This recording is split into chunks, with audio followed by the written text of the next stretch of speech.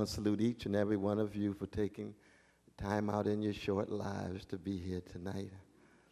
To try to focus on something bigger than each and every one of us, because we want to be true to the tradition of Black Prophetic Fire that says that there's something beautiful about being on fire for justice.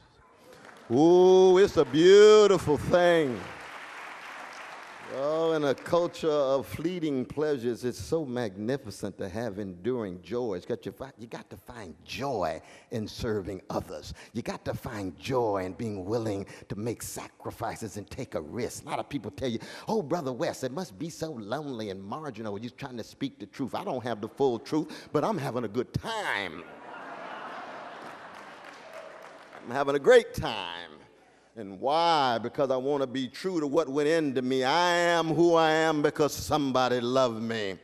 Somebody cared for me. Somebody attended to me. I can't even conceive of what it's like to make my move from womb to tomb without my mother Irene, without my father Clifton, without my brother Clifton, and my sisters Cynthia and Cheryl, and my Shiloh Baptist church folk, and Reverend Willie P. Cook, and Deacon Hinton, and Sarah Ray, my Sunday school teacher, and my vacation Bible school teacher. That's a love train. That's a love train.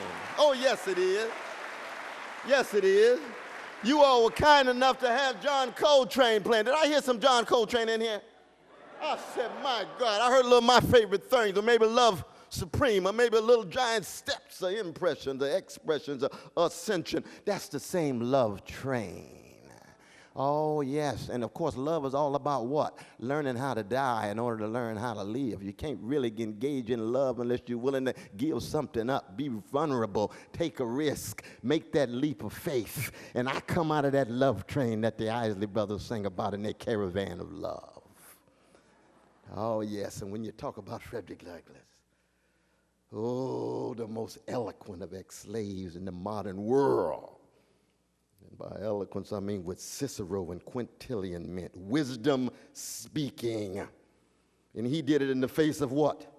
In the face of what every black person in America for the last 400 years have had to come to terms with, which is a history of being terrorized, traumatized, and stigmatized. Isn't it something that in the face of terror, Douglass said, no, I don't want to create a black Al-Qaeda. I don't want to terrorize the folk who are terrorizing me. I don't want to gangsterize the folk who gangsterizing me in the face of terror. I want love, but justice is what love looks like in public, so I want justice. And I want justice for everybody. Everybody. What a tradition. What a grand people at our best as an African people in the New World. And of course, black people, we have no monopoly on this. Not at all. Every culture, every civilization has dished out magnificent figures trying to not only be on fire for justice and freedom, but be on fire for truth, understanding that the condition of truth is to allow suffering to speak. You don't want a discourse of truth if you're not zeroing in on those, in the language of Malcolm X, catching hell. So I want to begin this talk with an epigraph from W.B. Du Bois. Just keep this in mind. He's 81 years old. He's in handcuffs. The United States took him to court. He's worked with the Peace Information Center trying to ban nuclear weapons all around the world. And he's viewed as working with a foreign agent. He's just married Shirley Graham Du Bois, a freedom fighter in her own right. They got married Valentine's Day, 1951. 2 weeks later, he's in court. That's what you call a revolutionary twosome. Sly Stone would say it's a family affair. But what does he do? He says, I have a plan to pass on to the younger generation the best of a tradition of struggle. So I'm going to embark on the writing of 3 novels in his 80s. 3 novels. In the first novel, The Ordeal of Manzart, you turn to page 275 of that novel. He says, I've been wrestling with 4 questions my whole life. And there are 4 questions that sit at the center of not just those who are full of black prophetic fire like David Walker and Harriet Tubman, but all human beings who choose to be on the love train. The first question, how does integrity face oppression? Integrity. We don't hear that word too much. Certainly don't see it exemplified too much in the culture of cupidity, love of money. Society dominated by big money, big banks, big corporations, obsession with stimulation and titillation, being consumers rather than citizens, obsessed with getting over, avoiding the 11th commandment, thou shalt not get caught. And I'm not just talking about Wall Street criminals who walk off free, never get caught. And when they do get caught, they just have to pay money. Wouldn't it be nice if Jamal got caught with a crack bag and all he got to do is just call somebody up and give him some money? I got some friends with a lot of money and not have to go to jail. That's been the case of the Wall Street criminals. Integrity. How does integrity face oppression? The second question, what does honesty do in the face of deception? Just being an honest person. James Baldwin says at the conclusion of the preface of Notes of a Native Son, all I want to be is just a writer and an honest man. And to have integrity, or attempt to have integrity and be an honest woman or man is already countercultural. It's already counter-hegemonic. You have to cut radically against the grain in your hood, neighborhood, on the job, in your mosque, in your church, in your temple. Why? Because I'm trying to be a person of integrity. Oh, you must be a leftist. No, I'm just trying to be a person of integrity. You must be revolutionary. No, I'm just trying to live a life of integrity and honesty and tell the truth. Expose the lies. That's all.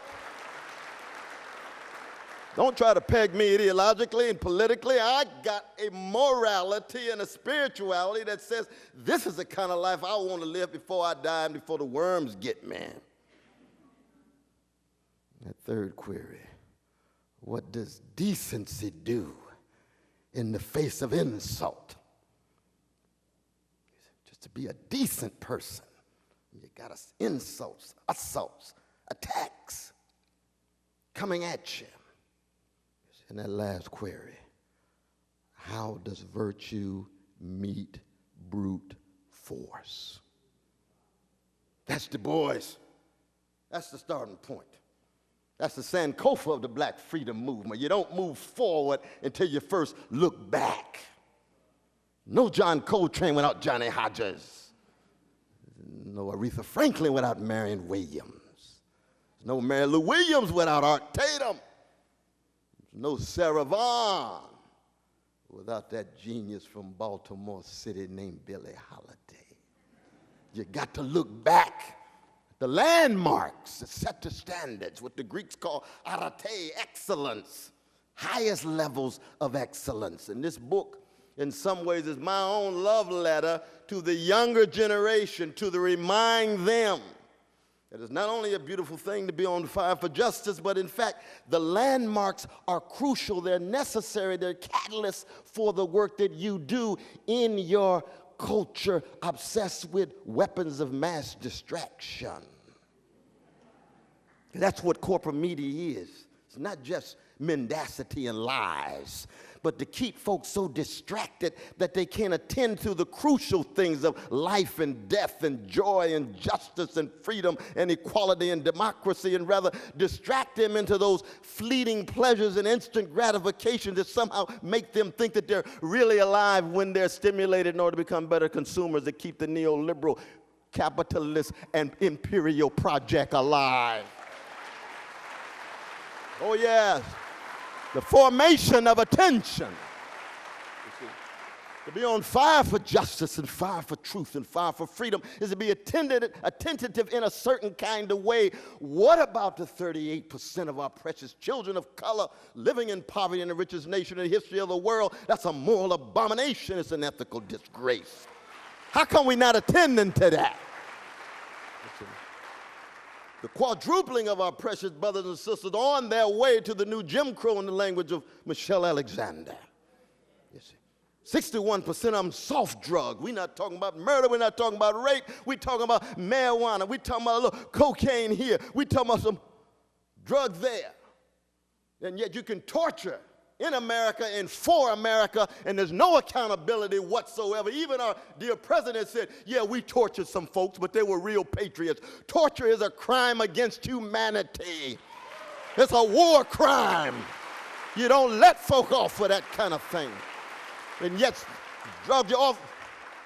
Where's our attention to our working people viewed as just marginal utilities that generate high levels of profits given the financialization of our monopoly capitalist regime that says what? More and more of the wealth hemorrhage at the top. 1% of the population now have 43% of the wealth. It's oligarchic, plutocratic, to some degrees pigmentocratic. Yeah, we got Oprah and some others up there, but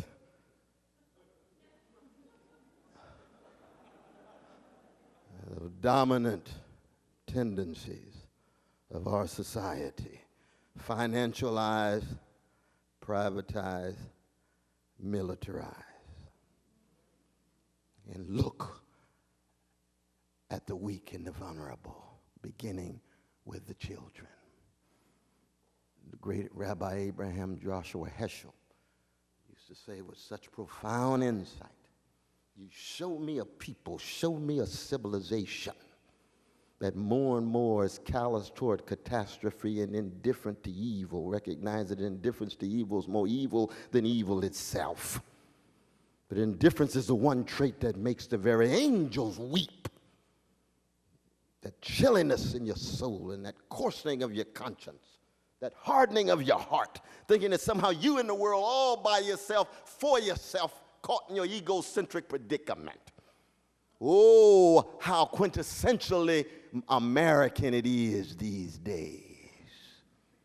And you end up isolated, atomized, unable to relate, and our young people more and more even losing the very art of intimacy. I like to eavesdrop on my young folk. That's why I spend a lot of time in hip-hop studios. They say, oh, here come that old school brother West again. I say, that's right. I'm bringing with me. I don't come by myself. I'm bringing my whole crew with me. I got Luther Vandross inside of me. I got some Jimi Hendrix inside of me. I got some Gladys Knight inside of me. I got some Wanda Hutchinson of the Emotions inside of me. And I tell them, they were all originals. I look at y'all, I see too many copies. I say, there were creations and inventions. I see too many imitations. And some of you still going to be highly successful because success oftentimes doesn't have much to do with your merit. Some of y'all making hundreds of thousands of dollars and can't sing in tune. Carmen McRae turns over in her grave. Johnny Hartman turns over in his grave and won't say anything about Nat King Cole. And they part of the same tradition I'm a part of. The musicians are constitutive of the tradition. They're not marginal. They're not ornamental. There's no Martin without Mahalia. No Stokely without Curtis Mayfield, Nina Simone, you see. But our young people so hungry, so thirsty for the quest for that unarmed truth to keep track of the suffering, and especially so thirsty for unapologetic love. Let's just be honest about it. Oh, Lord. This love letter, the attempt to bequeath Black Prophetic Fire to the younger generation is an attempt to say, almost like John Coltrane. You remember the John Coltrane gave a concert at Temple University, November 11th, 1966. He's there with some young people. He was intergenerational. We got McCoy on the piano. McCoy was a teenager when he started. He could have gone with Red Garland.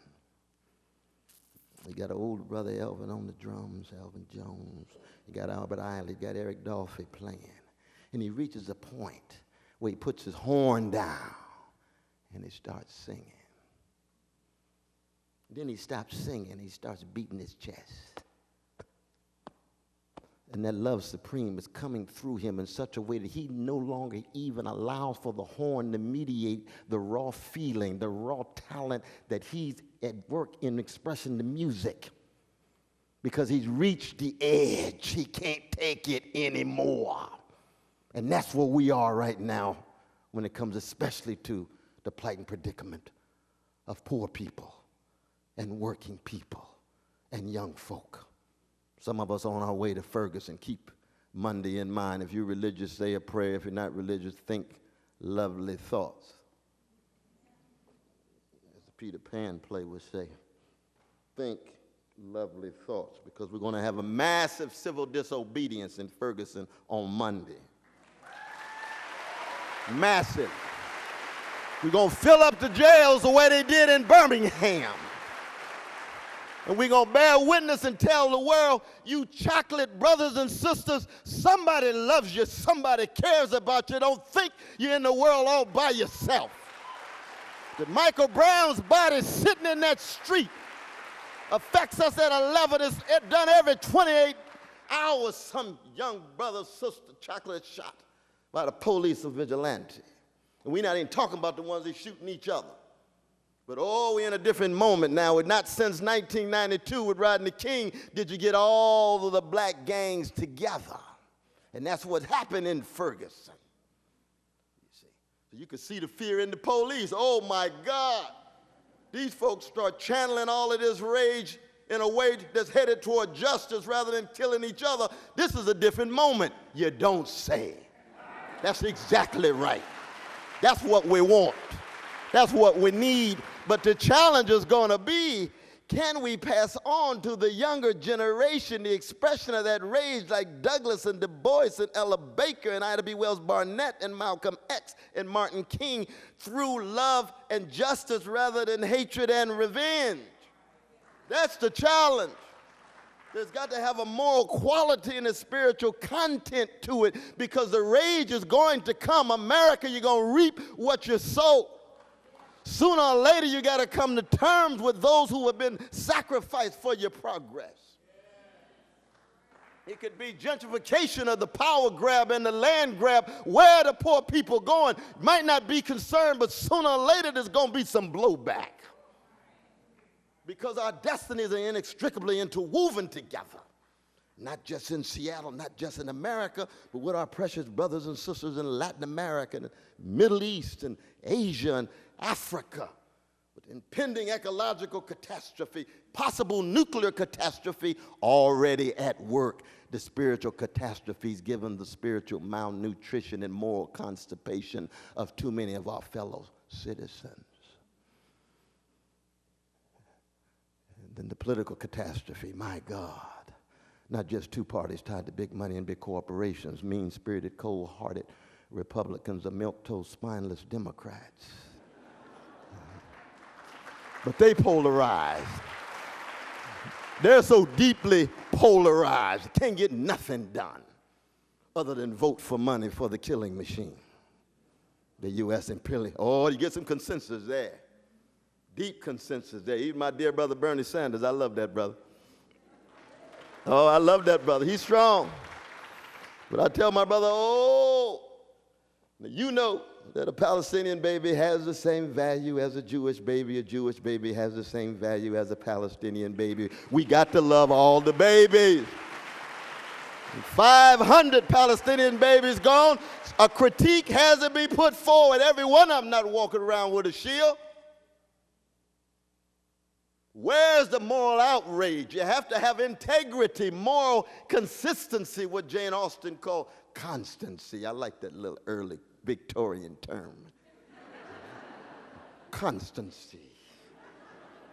Oh, but Jane Austen was talking about a vicious practice called patriarchy. Psychic violence.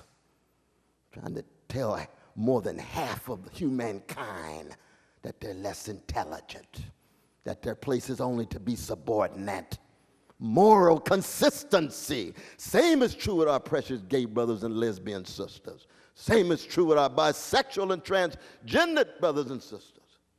And it's not a matter of PC chit-chat. It goes right back to Du Bois: integrity, honesty, decency, and a sense of virtue. And of course, it's always an orientation that gets you in deep trouble. Yes, indeed. But we got some songs in the Black Freedom Movement. There's a song called Wade in the Water. Wade in the water. God gonna trouble the water. Like that third verse in the first chapter of Nahum. God has God's way in the whirlwind, the same whirlwind that Marcus Garvey talked about when he said, I'm coming back in a whirlwind because the world has made being black a crime. I intend to make it a virtue. He's already talking about the criminalization of black folk and black youth. And we could say some similar things about our precious brown youth or our yellow youth. And my God, our precious indigenous peoples don't have to be in the room for us to be hypersensitive to the World War I that started in 1492, and it continues to this day.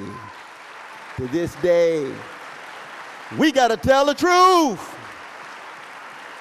We got to tell the truth. So, oh, Brother West, you're always sounding so anti-American. I'm not anti-American. I'm anti-injustice in America.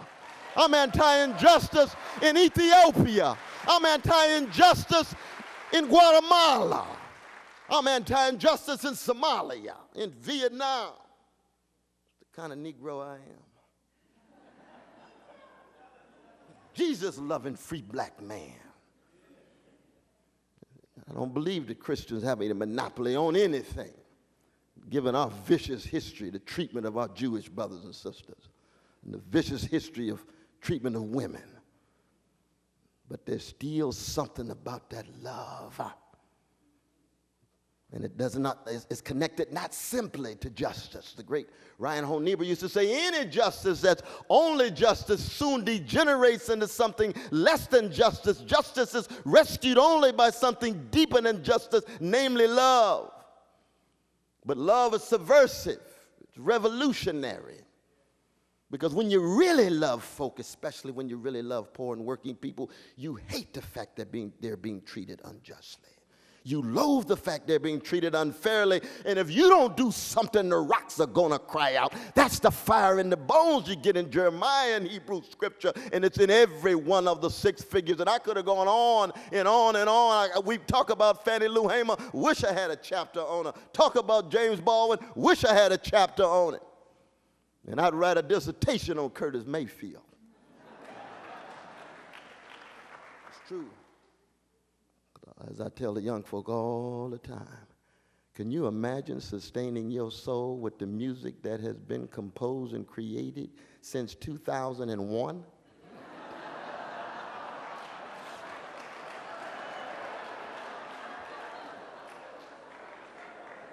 I tell them I would be almost on my way to the crack house. You can't talk about Black Prophetic Fire unless you talk about deep cultural expressions beginning with the music, because music has been the privileged means by which oppressed people, and especially black people, get some distance from their pain. And when that music is thin, you're going to have thin character, you're going to have thin leadership, it's going to be empty, it's going to be vacuous, it's going to be difficult. Let's just be honest about it. Why do you think young folk no longer have groups that sing in harmony like the Delphonics and the Dramatics and the Whispers and the Emotions and the Jones Sisters and the Temptations and the Miracles and Enchantment and on and on and on? You got to learn how to listen. You got to bounce one voice against the other. They don't do that anymore because the oligarchs who control radio and recording and video, all they want is isolated voices, aggressive, and no sense whatsoever of what a giant Otis Redding meant when he said, try a little tenderness, not say my name, say my name, say my name. Oh, this is serious business, y'all. Because if justice is what love looks like in public, tenderness is what love feels like in private. And this book is an attempt to be true to the voices of a David Ruffin.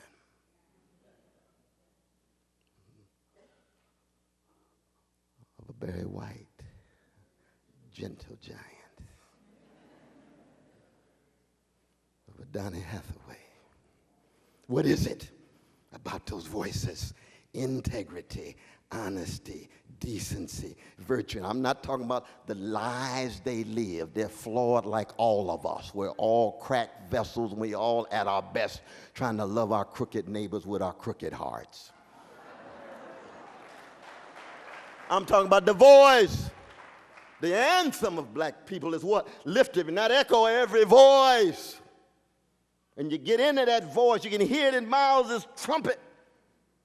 That voice is different than even the life that he lives, because that voice is bouncing off the sound of a Louis Armstrong, the genius of all geniuses. It's bouncing off Clark Terry. It's bouncing off Clifford Brown. Can we be true to that voice where there is that militant tenderness? That subversive sweetness. You see, when I was coming along, we just assumed that there would be a certain prophetic fire because there was Sly Stone saying, stand.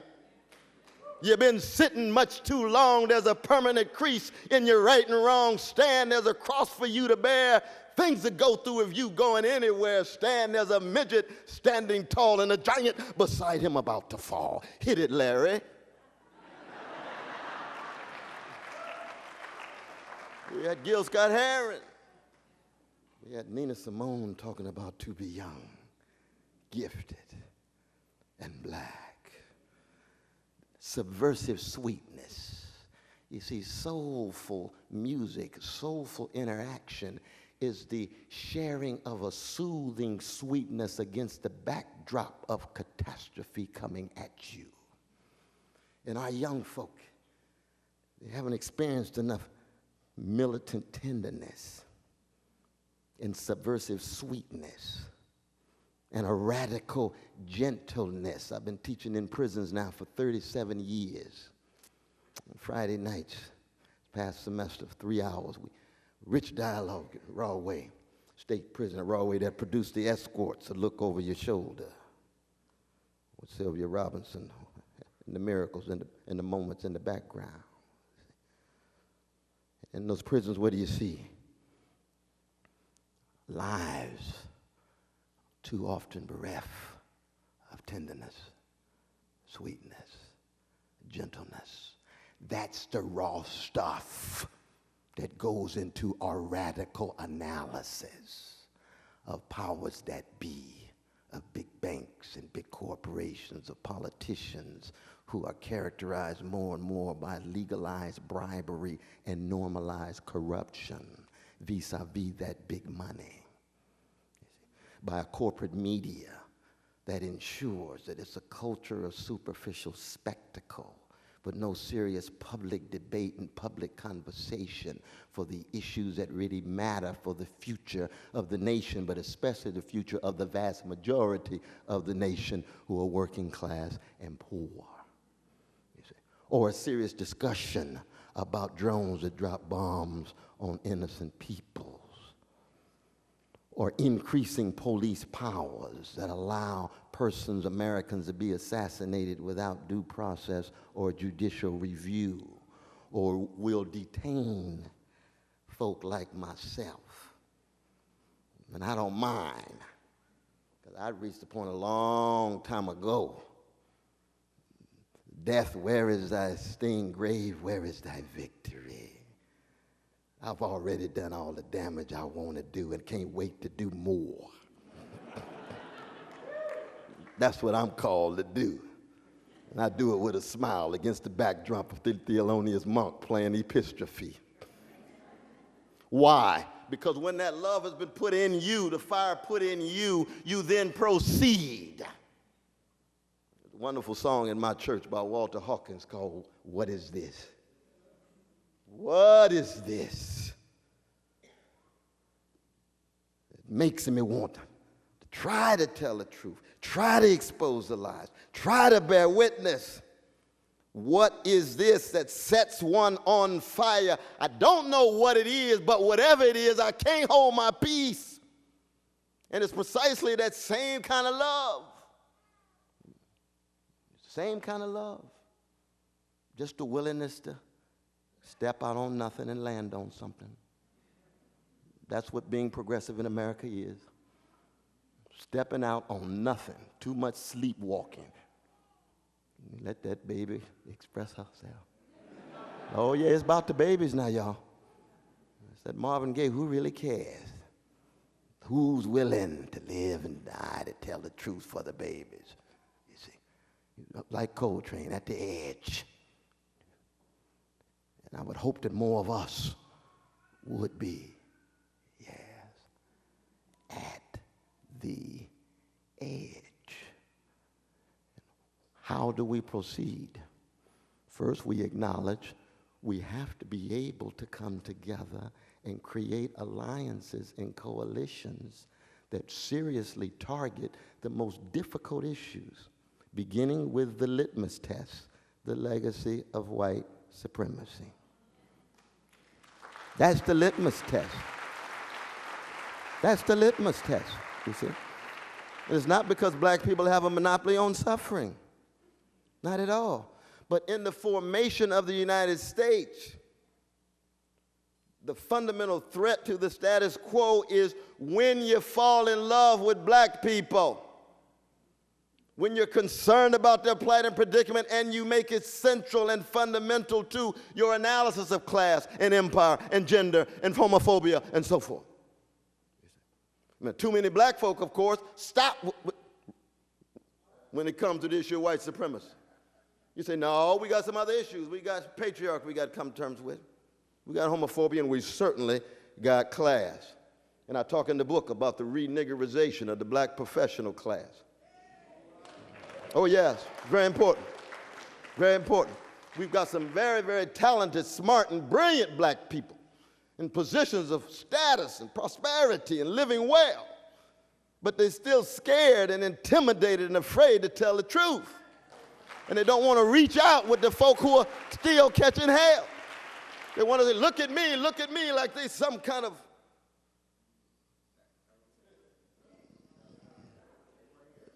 Yeah, I know I'm in town hall here. No, it's some kind of peacock. Look at me, look at me. Peacocks strut because they can't fly. No, we come from a people fly like eagles. Everybody knows we had different black leadership. If black middle class kids were going to jail at the same level as black poor children. We'd have different kind of black leadership if black middle class kids had to go to the same school as poor black kids. We want no one to go to those schools, but poor children have exactly the same status as any other child. I don't care what class, I don't care what color. All of the six in this text had a linked fate with those on the bottom. They didn't romanticize the bottom. Of course, there's gangsters there because there's gangsters in high places, middle places, all places. I was a gangster before I met Jesus, and now I'm a redeemed sinner with gangster proclivities. It's inside of me too. So it's not a matter of just finger pointing. It's a matter of trying to make certain kind of choices and being true to those who came before. But it's something these days to see the parade of such talented black folk in high places. I'm not just talking about the brother in the White House built by black folk. I'm talking about professionals across the board. What do you think about the prison? What's happening with Jamal and Letitia? Oh, they need to pull their pants up. Michael Brown had his pants pulled up. Kanisha did too. Oh, but when your child gets victimized, and it might be the rare ink spot in the vanilla suburb, but when your child gets victimized, all of a sudden you get radical. Oh, we got to do something. We got a crisis. We got a catastrophe because my child is in trouble. Well, yes, we're going to be with you for your child, but you know what? what took you so long? What took you so long? Where's your sense of morality? Where's your sense of spirituality? And this is true for our poor white brothers and sisters, often overlooked not just in Appalachia, but right here in Seattle. This is true for brown, this is true for yellow. The coming together. Each one of these figures in this text ended calling for some kind of multiracial alliance. And you say, well, it took Malcolm a little while, didn't it? Yes, it did. Because he was a gangster for a good while, Malcolm Little, until Elijah Muhammad loved him into his sense of possibility. And the depths of Malcolm's love for black people, we don't have a language for, but because it got stuck on the chocolate side of town initially, and he thought that white brothers and sisters were devils, and he's wrong about that, but he thought they were devils, but the love was still in him. And when he concluded, lo and behold, white folk not devils, it's just too many of them still engage in devilish behavior. He still had a point. He still had a point, but he said there's always fundamental spaces for John Brown and Ann Braden and Miles Horton and those white brothers and sisters to play a crucial role. Why? Because it's a question of integrity, honesty, decency, and virtue, and every human being can make choices in that direction. No one of us are imprisoned by our skin color, our gender, our sexual orientation, our regional identity, our national identity. It is a human thing. And oh my God, we need that today. And I'm just so glad and so grateful you all have taken this time to allow me to say a few words. I hope a strong enough catalyst to unsettle and unnerve you enough to either reinforce the fire you already have or to rekindle the fire for justice, the love of truth, the love of neighbor, the love of democracy, radical democracy that zeroes in on the dignity and the decency of those Sly Stone called everyday people. Thank you all so very much.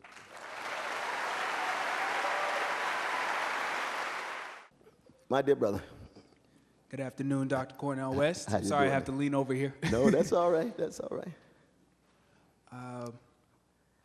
In light of the murder of Trayvon Martin, Michael Brown, Sean Bell, that's right, the rapings of the young 16-year-old girl known as Jada, the poor teacher who was accosted by a police officer. In light of all this going on here, now, and today, I believe that the only way that we will be able to take care of ourselves is if we find value in ourselves. Yes. And I think the problem with today's young black people is that we don't have value in ourselves.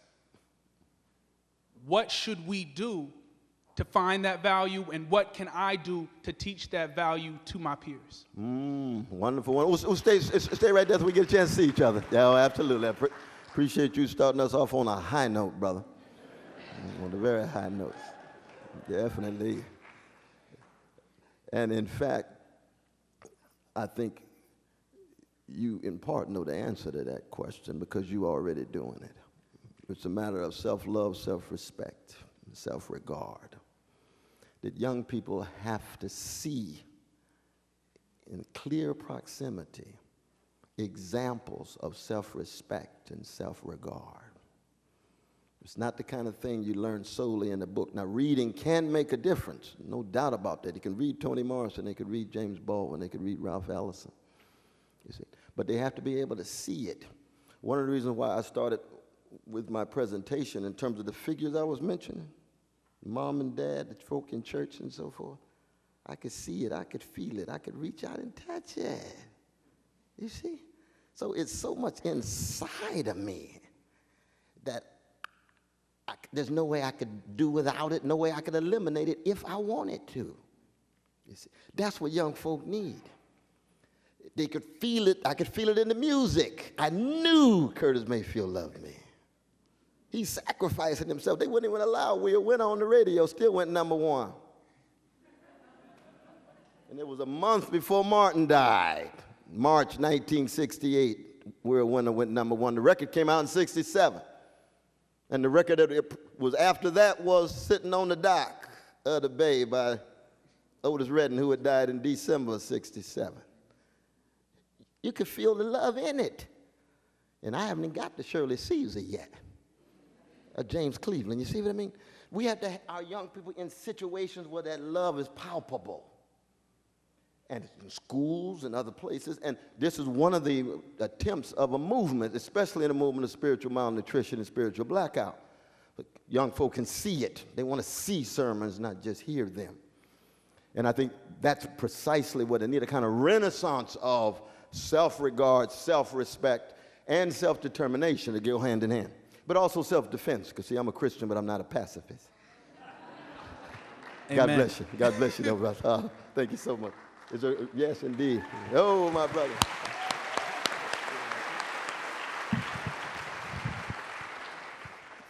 I just want to say you were wonderful. I would love to see you do a chapter on James Baldwin, maybe including the quote where he says, every white person, no matter what he or she says, knows one thing: they know they wouldn't want to be black here. And if they know that, that's all they need to know. James Baldwin. That's Baldwin right there. And we would so say, well, maybe on Friday night there once in a while, then bounce back to whiteness on the weekend.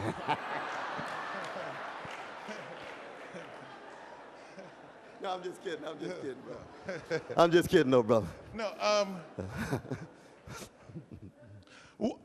what I learned from the Zimmerman trial was that if you're black, you can't dress for the weather.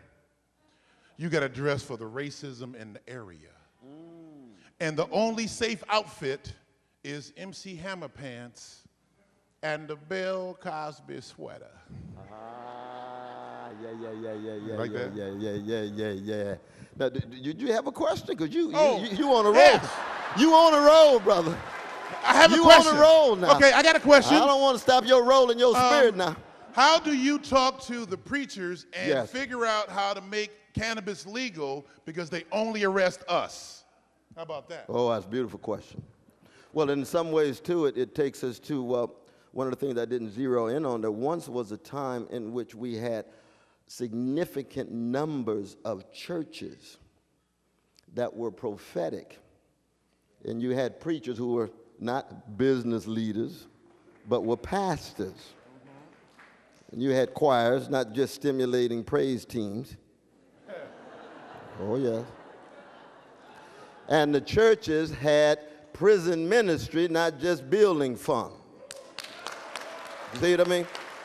We've got to first keep track of those prophetic churches. I know you got some prophetic black churches in Seattle. I know you know that. I've been there a few of them. Not enough. Somebody hollered out one. What's one? Mount Zion. That sounds Baptist. What about AME? First AME. First AME. I'm Baptist, so I understand. You got first. First AME. We need more churches like that, willing to take on patriarchy, homophobia, class privilege, prison ministry, and imperial crimes. In the name of Jesus. In the name of Jesus. Absolutely. Zeroing in on the young folk. Trying to somehow ensure they don't remain so unattached to the love. You see. Because most young people are unchurched today. They're unmosqued, they're unsynagogued. Music is the last form of transcendence for them. The last form of... Thank you so much, my brother. Thank you so very much. Go right ahead, my brother. Hi, Dr. West. First want to say, Lasso Kamati. Thank you very much, Maestro. Thank you very much, teacher. Thank you. A few things. I have a lot of emotions, right? I'm actually a public high school teacher. Just entered my 4th year. And we are a rare breed. We are a rare breed, males of color, in the high school. And I think a big piece of that is high schools, like our prisons, we're looking at the face of hegemony. And One of the things I want to thank you is for keeping me, your words, your wisdom, keeping me in the classroom. So I really want to thank you for that. I also really want to thank you for broadening the discourse with regards to race, with regards to class oppression. I'm relatively new to the Seattle area. I've been out here for about 8 years, and we have a very white-black dichotomy out here, and we're working through it, right? We're working through it, so I really want to thank you for that. My question revolves around the issue of radical love in the public high school, the public high school classroom. We don't use that word a lot. We don't use that word a lot, love, right? Yeah. And I just more or less want to get your thoughts on what is this concept? You know, how does it look like? You know, how can we conceptualize it, and how can we practice it in our classrooms? That's something that I'm struggling with. Yes, yes. Particularly with those students that you know we see are missing it, right? Are not being loved, are not being told that you know, I love you. Yes, yes. So I just want to get your thoughts on just the issue of radical love and how it looks like in the public classroom, or just the classroom in general, whether it be elementary, high school, or all the college. way up. No, salute the work you're doing, though, brother. You're already a force for good. Already a force for good. Thank you. But definitely. But I mentioned just briefly, you see, one of the challenges of love is that it is always on intimate terms with death. You see, it is impossible to love without something dying in you so that you are reborn into something more mature, compassionate, and risk-ridden. That's the vulnerability that's built into love. And I was talking about how young people lose the very art of intimacy. You can go to their parties, and they don't dance together as if they really know each other. It's just body-to-body stimulation. You see, you put on the Dells, and they don't know what to do. Because the Dells is not about body stimulation. Always Together is not about body stimulation. Stay in My Corner ain't either. See what I mean? So the question becomes, as a teacher, what needs to die in me so that I can be an exemplary person who's reborn, connected to these young folk who need to have something to die in them, the self-hatred, it's putting themselves down, thinking lowly of themselves, to be reborn to what the brother was talking about, the self-respect and so forth. And that's true not just one-on-one, it's true institutionally. You see, you go to the schools, what happens? It's like going to the airport. You go through military. Schools are militarized. That's already signs right there. Right? Then you get there, there's no arts programs. Where's the imagination going to be piqued? Where's the cultivation of those sides of the self different than the more quantitative analysis? Quantitative analysis is crucial. But we know rich kids get taught, poor kids get tested. You see? The test, major criteria for teacher, major criteria for students, and students told every 3 months in the newspaper, achievement gap, achievement gap, achievement gap. And I think to myself, well, I know some well-to-do schools that have spiritual deficits. Let's talk about those too. Let's talk about the moral deficits some of them have on the way to becoming head fun. Heschel used to say, you view life as a gold rush, you end up worshiping a golden calf, and you reduce the golden rule to he or she who has the gold rules. But that's sick. That's spiritually pathological. No civilization can survive with that basic orientation, no matter what color they are. And you say, there is an alternative way of dealing with our classroom in your own example, and then trying to put pressure on your principals, administrators, and others. And there are such magnificent persons all around this country who share the kind of work you're doing. It's just very difficult to be successful because, in part, they've got the financializing, the big money for privatizing education, trying to grab the folk on the top, and those who are left behind get further and further behind on the way to the prison industrial complex. And that's what needs to be called into question. Sorry to have a long answer, but a very important question, very important question. My dear sister, how you doing, man? How are you? So good to see you. It's good to see you. My name is Karen Vargas. We come from Kitsap County. Yeah. Yeah, we got Kitsap in the house. We're Living Life Leadership. We had the awesome opportunity to work with the Freedom School this summer, right here in this area, and with the youth undoing institutionalized racism. One of the things I want to ask is, what are we doing? How are we really looking at that school to prison pipeline with students of color and poverty and those that are not being served, and how they are being chatteled through that juvenile justice system, through our institutions, correctional institutions? What is happening that we are building a new jailhouse for young people, that we're not putting those resources into giving them support they need to be successful? And those are big concerns. I'm a mother. Yes. I'm a mother. I'm concerned about that. I'm concerned about what the direction we're leading our young people and the message that we're sending them at such a developmental stage. Absolutely. No, I'm with you. I'm with you, sister. Oh, Lord, yes. And I know that you've worked with that school to prison pipeline. I know you and Travis have spoken and sat down and had forums on it and everything. But what's really being done in a community setting, in our communities, in our states, that we really need to look at it in our own communities to transform and change those things? Absolutely. No, indeed, indeed. I mean, I would start with Michelle Alexander's book, The New Jim Crow. Yes. The wonderful thing about that book is, and of course, Angela Davis and so many others have been voices in the wilderness about this for decades.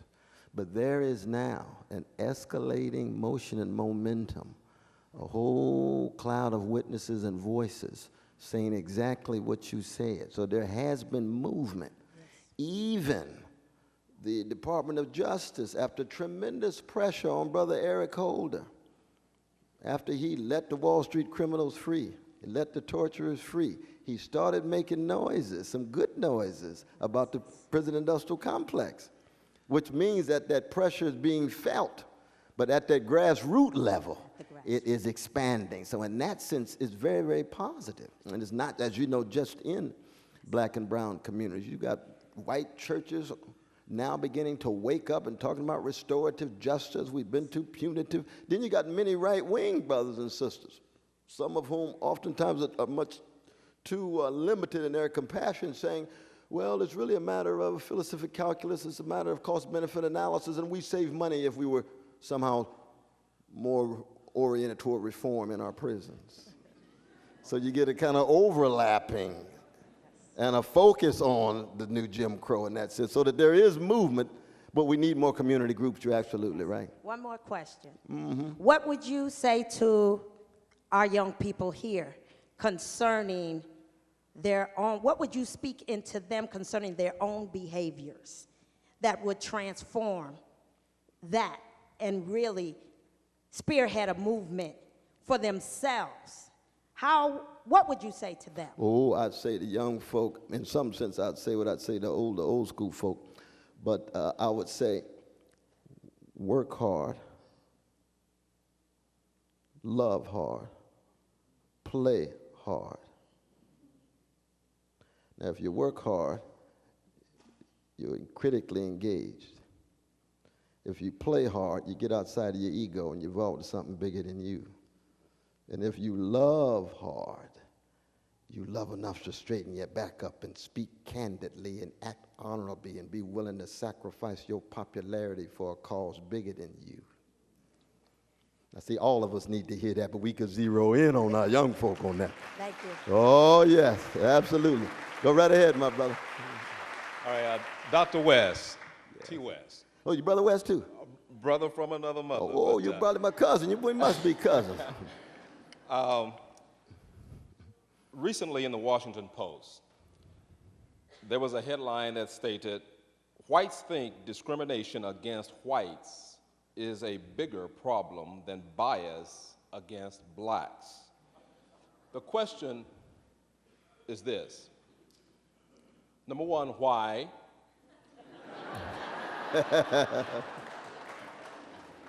Number two, there's two more parts to this. Number two, if this can be changed in a positive way, how would we go about doing it? No, I appreciate the question. One is, though, I tend to have a kind of hermeneutics of suspicion when it comes to these polls in bourgeois newspapers. I really do. I really do. You know what I mean? I mean, the idea that there's a significant numbers of white brothers and sisters who live a life of denial and self-deception is not new. Everybody know that.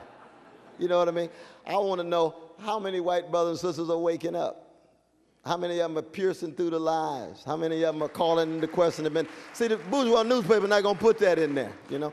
It used to be 18% of white folks sleepwalking. Now you got 35. They're not going to highlight that. They're going to say 65% of white folk still in denial. You don't say. And the sky is blue and the grass is green, you know. So, you see what I'm saying? Now, that doesn't mean that we don't have a major challenge, but as black folk, we always have a major challenge. This is why we got to expand the number of white folk who really make fundamental sacrificial choices of integrity, honesty, decency, and then embrace them in who they are, even as you keep them honest and candid, and allow them to keep you honest and candid. It's a mutual reciprocal affair. And once that broadens out, we got something. So in that sense, it's a different kind of lens through which to view. See, a lot of these polls, and first you always wonder, who are they calling? I've never been called once myself. Never been called. One time, I'm 61 years old, never been called. But the other side is that they shape the discourse in a certain way that tend to almost paralyze us sometimes, you see. And and we've got to be able to accent certain, not just hope, and not hope in an abstract sense. Hope is movement. Keep on keeping on. That's the hope. Anytime you're getting up and on the way toward integrity, honesty, and decency, and on the move toward trying to be a force for good, that's hope, because it's embodied, it's enacted. It's something that's palpable. So that's an initial response to that. So don't you get too paralyzed by these bourgeois polls, though, brother. No, definitely. I'm telling you, my dear sister, definitely. Brother West, 73% of Ferguson, Missouri are people of color, but they only make up 6% of the electorate. Here in the Seattle area, we passed a livable wage law last year, and going door to door, convincing people to vote themselves a raise, to create an environment to believe that this ballot would actually change their world by the first of the year, the very next year, was one of the toughest things I've ever sold in my life. And you would think, I want to vote myself a raise. I sure do. So I have a hard time figuring out how to get through the distrust and the apathy to action. No, I mean, that is a perennial challenge. It's always there. It's always there. One, we always have to keep in mind that not only people wake up at different times in different ways, but everybody never, ever wakes up. Ever. You see. Every fundamental historical moment of transformation, be it American, French revolutions, Haitian revolutions, Velvet revolutions in Eastern Europe, it's never the vast majority. It's a highly qualitative slice of a minority who are on fire that begin to call into question the lukewarmness of the mainstream, and the mainstream begins to tilt in an opposite direction, you see. And that's one of the things we talk about in the text in terms of the 1960s. The 1960s was not a mass movement. The most black people were not behind Martin Luther King Jr. His own church booted him out of his denomination, J.H. Jackson, the National Baptists. They had to form the Progressive Baptists. That's in the black church, let alone the black community. When Martin died, 55% of black people disapproved of him because he was critical of the American empire in Vietnam and trying to bring poor people together across the board. Carl Rowan and others wrote pieces. He's an extension of communism and so forth and so on. You think, God, if they don't love Martin, then what did he think about us? But look at his impact, because he had that high-quality group of that critical minority, put it that, prophetic minority. And the struggle here of living wage. I mean, Seattle and my dear sister Savant and Kashama and others, you all have been a magnificent inspiration. We pushed increasing the minimum wage in New York, partly because of Seattle. You see? Cuomo and the others were very reluctant until they saw what was going on in Seattle. So it has repercussions even far beyond even given the magnificent work you're doing, but feeling frustrated.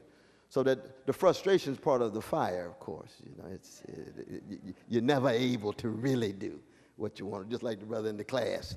You want to touch every student. You can't touch every student, even though you want to, but the ones that you do touch, you make a difference. You make a difference. And without you, and the others wouldn't have had that, we wouldn't have had that impact in New York.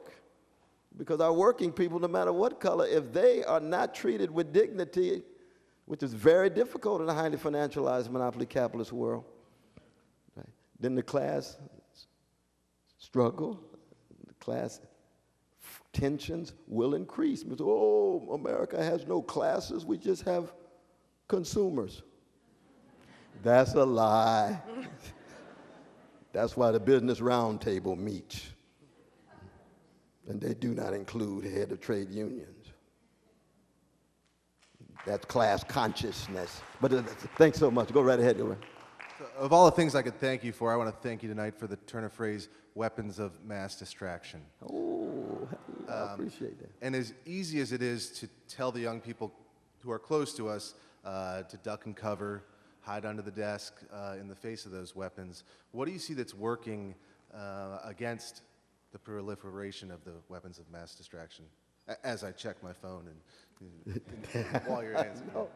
Well, keep in mind, my dear brother, when I say weapons of mass distraction, it's not simply those nuclear toys that could blow up the whole planet, but it's those cultural messages that are sent every day trying to tell women, always view yourself through the male normative gaze.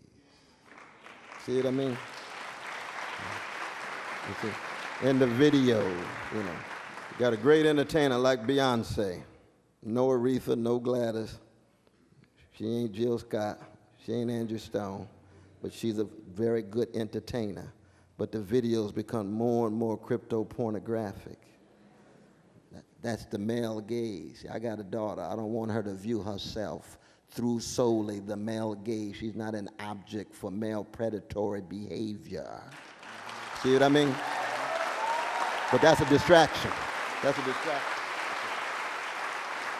I want her to attend to the things that matter in regard to her own dignity, integrity, and so that's just one example among others.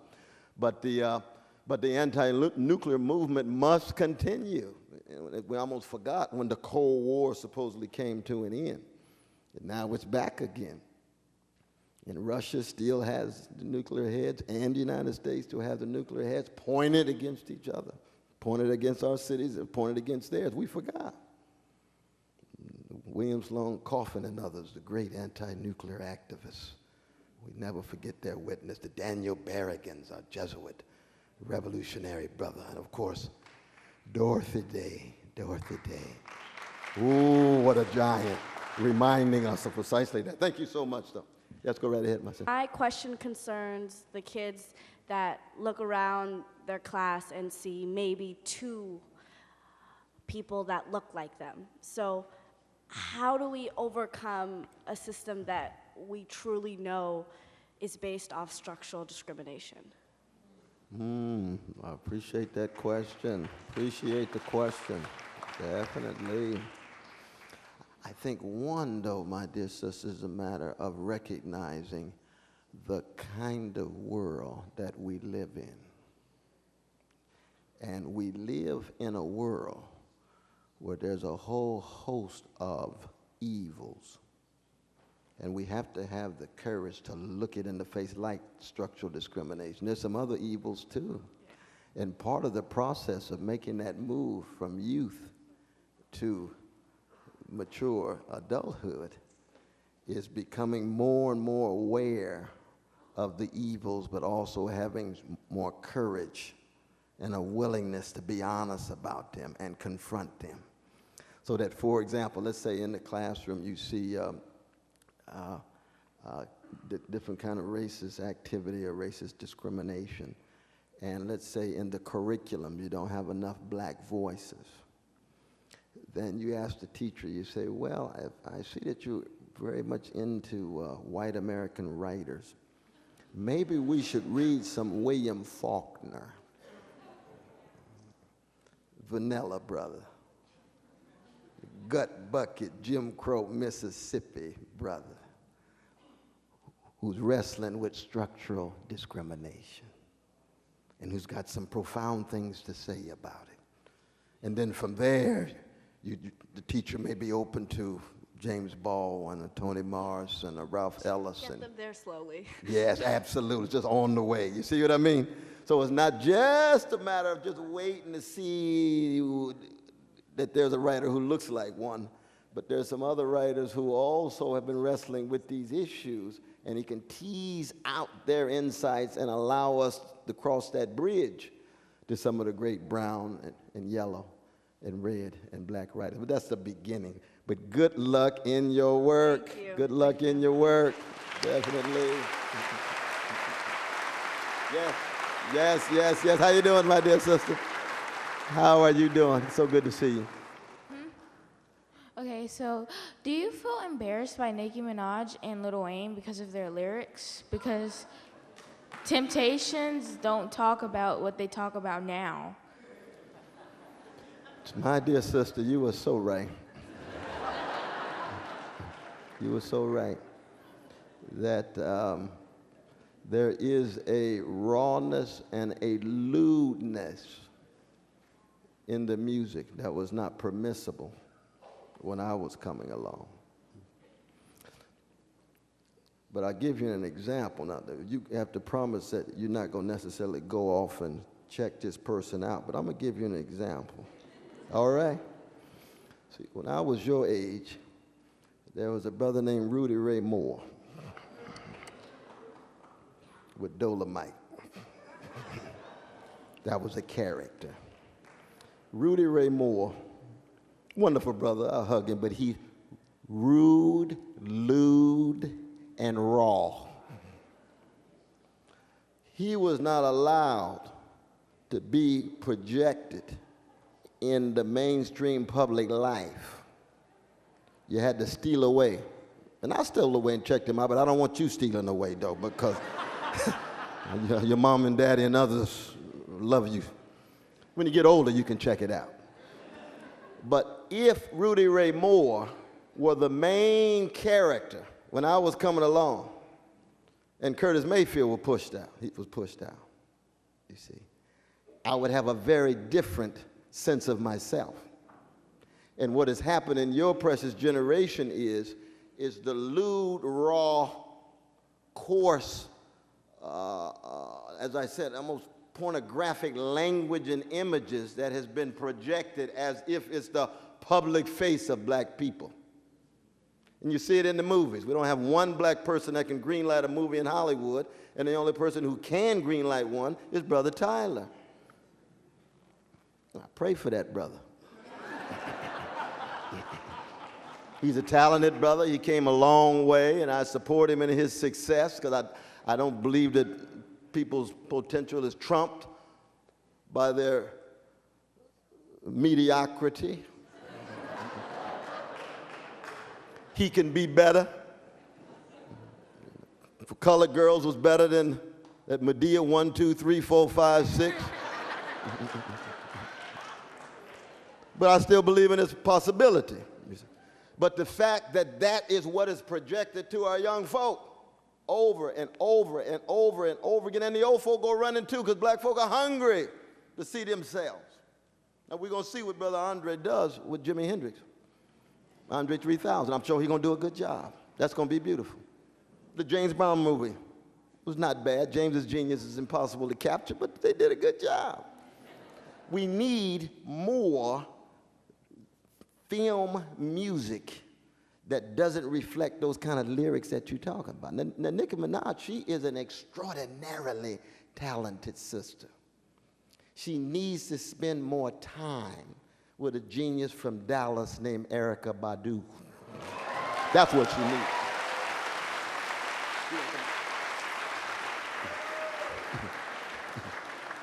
I'm Laura Haldane. Yes, how you doing? Ariel Hart. We're Yeah. part of Youth Undoing Institutional Racism. Whoa. And we're also here on behalf of Ending the Prison Industrial Complex.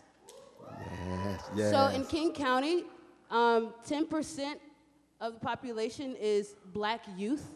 And in our juvenile justice system, 46% of our black youth are incarcerated. And we've been building a movement against the building of this new youth jail that they're proposing.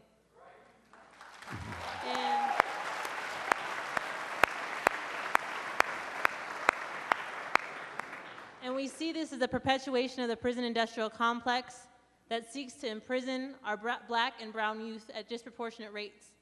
But one barrier we've run into in the last few months is really having communities of color come together.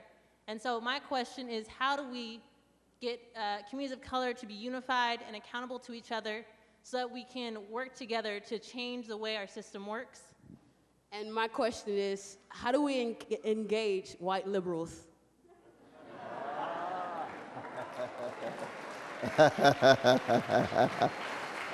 Oh, yes. No, this is beautiful. This is beautiful. You all got a lot on the table there. Oh, yes.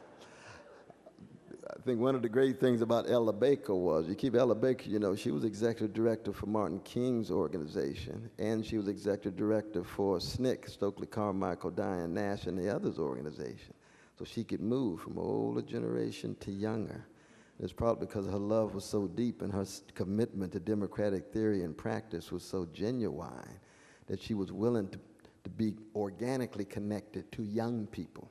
We need more young people's organizations that are respectful of the older generation, but also critical of the older generation. There's no way that you're going to get folk my age, 60, 65 years old, deeply immersed in the prison industrial complex in the same way that young people will be, because so many of the friends of young people are there. You see, in and out, in and out. So that you shouldn't be fearful of forming your own organizations and coming together and coming together with white liberal youth. White liberal youth are very different than Clintonites. Not the same thing. Clintonites used to be white liberal, moved into neoliberal opportunism, and just kind of skated to the end. That's a different move. We've got some many white brothers and sisters who are on fire, are liberal in the sense that they're willing to engage, and of course they've grown up in a culture that's been so Afro-Americanized that the you know, the M&Ms and the what's that brother Thick? What's his name? He wants to be Marvin Gaye but can't. No, but he's trying. But the whole culture has been Afro-Americanized in terms of the young folk, that there is an openness. And you shouldn't think that you always have to go intergenerational. You learn from the older generation, but you're able to really do some of this on your own. And of course, I, in that sense, can't give you too much insight because I always come in from the outside as old school when it comes to younger generation. You heard of the Dream Defenders with Brother Phil Agnew, very important organization. Hands Up in Ferguson, young people. Young people are beginning now to forge their own infrastructures. It's a beautiful thing to see. And I know you all are part of that, dealing with the prison industrial complex. I salute you. I salute you. Thank you. Yes, yes, yes. Indeed, indeed, indeed. My dear brother. My dear brother. Hi, thanks for the opportunity for taking questions. I just have one question about just trying to understand your work. And essentially what I would like to hear more about Is your understanding of like what radical or social, or like the radical part of radical democracy, what that actually entails? It seems like there's an implicit, like almost, like a big theme of your talk is transcendence, and you talk about, in kind of theological language, like the system, the powers that be, oligarchy. Right. And then you're also talking about like almost what seems like a transcendence of the individual, in terms of like you evoke like the Christ, and you evoke like these, black prophets. So there's kind of like these two interacting theologically bound, like transcendent people. But on the one hand, it seems like that deification almost seems to like alienate the system, or like it seems to alienate the realm of possibility that you're trying to open up. And then on the other hand, it seems like you're also like there's like almost like a implicit deification of the individual, not in any sort of like blasphemous way, but in terms of like evoking Christ and elevating transcendence, virtue, that kind of thing. So I'm just kind of, my question is, there seems to be a tension here, and I want to learn, just so I can understand what you're saying, how do you reconcile what seems to be like a humanistic kind of impulse towards this sort of new culture that you're talking about, and like a theological one? And why do you choose the theological, spiritual one as like, spirituality was a big like central theme. Why is that huge in your talk, in your work, as opposed to like essentially de-radicalizing what you think everyone should already be doing? Does that make sense? No, and that's a very profound and complicated question, no, brother. Definitely, but because the tension that you talk about is very real. You see, on the one hand, what I want is for all of us, whether we're religious or not, agnostic, atheists, or theists, to be able to get outside of our egoism, you see, so that democracy, justice takes us outside of just our very narrow interests. And that's what spirituality acts as a vehicle towards. And the varieties of morality, varieties of spirituality that get us outside of our interests. We live in a system that tends to try to reduce us just to our egoistic interests. And somehow we've got to counter that, you see. So that when I talk about Frederick Douglass now, I am talking about a great human being, but he is human. He's still flawed too, and I have a critique of him, you see. And Martin and others. And even as a Christian, when I talk about Jesus, Jesus is profoundly human. So we don't want to in any way act as if there's so much on a pedestal that we no longer have some connection to them, can no longer be inspired by them in light of the non-egoism they exemplified. Right. That they become examples of something bigger than our own particular ego. And atheists are candidates for that. Right? Agnostics are candidates for that. James Baldwin was agnostic. Du Bois, we don't know. Looked like he was agnostic 3 days a week and had a theist moment and then would move right back into agnosticism. But he was always concerned about something bigger than the ego. That's your crucial question. And that's just the beginning of an answer. But brother, we could have a seminar on your query. Because that's a deep question. That's a profound question.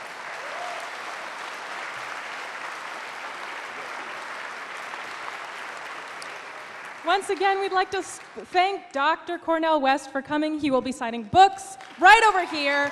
Books are on sale right over there.